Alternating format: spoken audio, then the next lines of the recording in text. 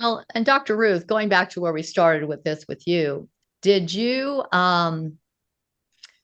do you feel like people coming into your psychological setting are saying, help me take responsibility for getting better? Or is it, what are you going to do to fix me?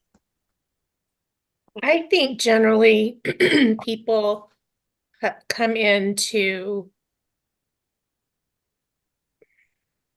they want everything else around them to change and they want to talk about how they're feeling. But people in general aren't voluntarily saying, I did this thing. I want you to help me figure out how to change myself. They can get to that point, but that's not generally how people come in. They they want the other things around them to change. How can I make these other things change?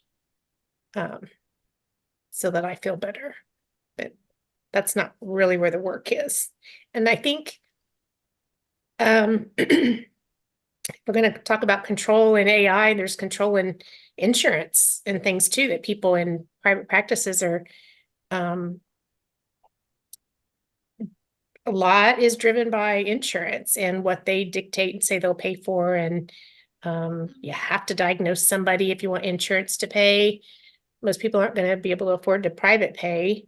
And not everybody has a diagnosis. They don't meet criteria for that. So there's a lot of outside things that are dictating what therapists and psychologists do and how they treat. Yeah, it's it's hard just having people coming in and figuring out how to help them, and then you have that layer of somebody else outside dictating how that's going to happen, how they want you to work with that person.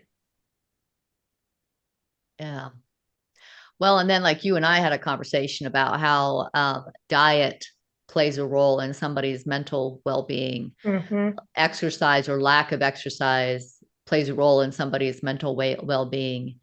And I was just telling you, I just heard a statistic. If you exercise at least 30 minutes a day for only 3 times a week, you can prevent Alzheimer's by 30%. That's huge. That is huge. 30%. Everybody Mm-hmm. start walking, at Mm-hmm. least 3 times a week. Move your body every single day if you can, but at least just to protect your brain. Mm-hmm. But it's hard because our food is toxic and poisonous, and healthy food is so expensive. Mm-hmm. I mean, it's very hard to We even take. Go ahead. looking at organic foods, I've done some things, changed things in my eating, even learned to can and buy from a local market and that kind of thing. And I asked them if they spray chemicals, because so many things just affect your mental health too, not your physical, just your physical, but mental health. And excuse me,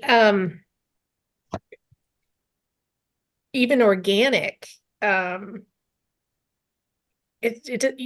we're misled by what organic is. It's not chemical free.